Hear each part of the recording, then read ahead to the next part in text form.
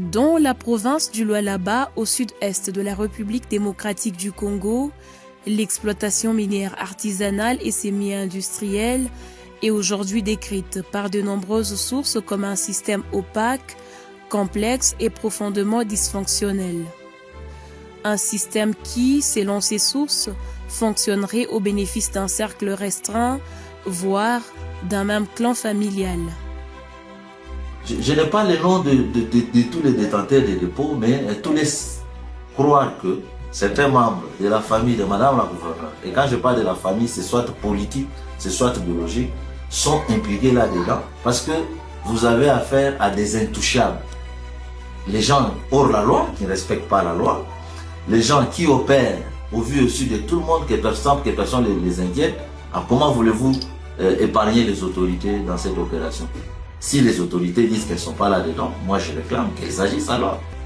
Malgré toutes ces richesses, la province du Lualaba peine à profiter de ses ressources minières pour améliorer les services sociaux de base des populations. Le secteur minier du Lualaba, il a couvert sana et il a plongé la province Mukao.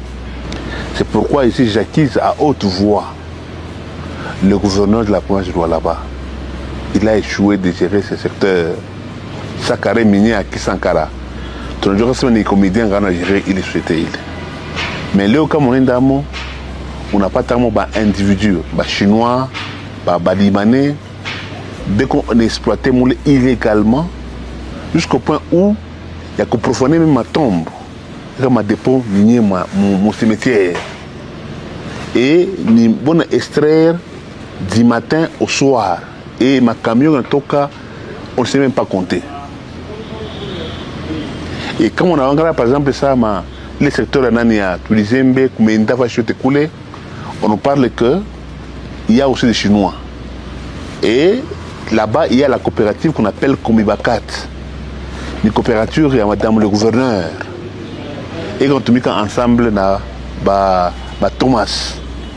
Mais, comme on a regardé les coopératives, on a touché minéré, il n'y a pas comme on mais en réalité, pas l'espace à Tulizembe, dans ma village à Koulé, à Kuna il est franchi, ni masomo, ni toilette, ni manyumba social, ainako. Bénéfice ya mingi ni yabo. Pour population, akuna ile compte à rendre, ile muntu anafai kufanya ku population inako. Donc bo ni benye kwa kuritapunia sa vile pouvoir iko mikono yabo. Bon ndio beko na diriger, ndio pale beko nafanya di n'importe quoi, ile beko na yoro kufanya. Cette situation inquiète les habitants du Lualaba, notamment le ministre provincial des Finances, Achille Mouteteke. Dans une correspondance du 23 juin 2025 adressée à Nicodème Tandawamana, ministre provincial des Mines, avec en annexe un tableau statistique qui démontre une baisse astronomique des recettes provinciales issues de secteurs miniers artisanal et semi-industriel. Il déplore un manque à gagner annuel estimé à 339 milliards de francs congolais, soit près de 151 millions de dollars américains, au détriment des caisses provinciales. À titre d'exemple, les prévisions pour la redevance à l'achat de produits miniers marchands par les dépôts estimés à plus de 15 milliards de francs congolais, soit près de 7 millions de dollars américains. Où va toute la manne financière issue de l'artisanat minier? Selon des sources concordantes, Miki Masuka, neveu de la gouverneure Fifi Masuka, perçoit comme un gain en toute illégalité les redevances mensuelles et annuelles, l'achat de produits miniers marchands par les dépôts. Selon plusieurs documents officiels consultés, les ressources minières du Lualaba ne profitent qu'à un cercle fermé dont fait partie Fifi Masuka, sa famille et ses amis. D'après une note technique du SAEMAP datée du 20 août 2025, adressée à la gouverneure du Lualaba, 386 lieux d'entreposage, communément appelés dépôts, échappent à la traçabilité et bénéficient à tout-puissant Miki Masuka Saini.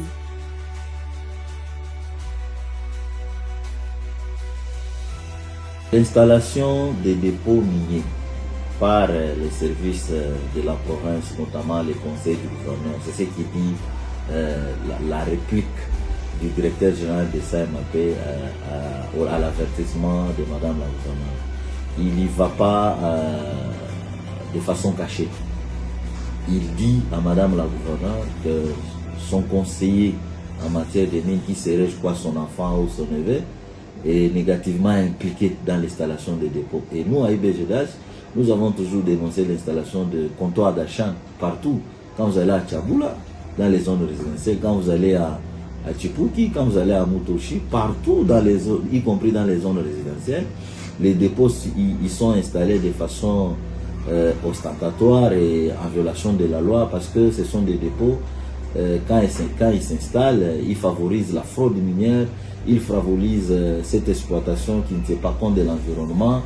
Nicodème Ouamana est considéré comme un figurant, toujours exclu de grandes rencontres sur les questions minières en province. Toujours dans ce même document, les taxes, redevances et frais en rémunération des services rendus que doivent payer les 386 dépôts fait perdre à la province plus de 14 millions de dollars. Or, tout le monde le sait que Miki Masuka Saini répond au doigt et à l'œil aux ordres de sa sœur Fifi Masuka, gouverneur du Lualaba. Au terme de plusieurs mois d'enquête, un nom revient de manière récurrente.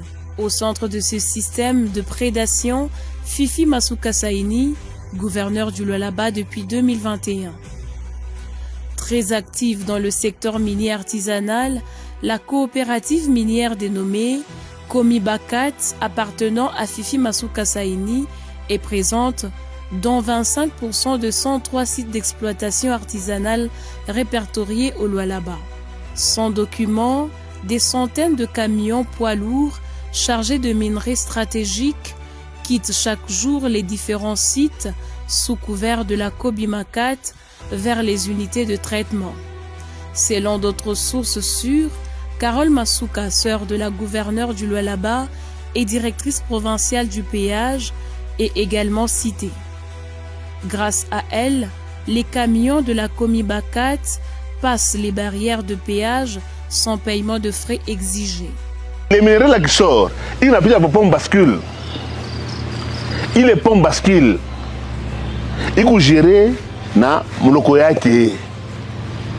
L'argent va où? Parce que cet argent-là échappe au ministère. Ce sont des millions de dollars.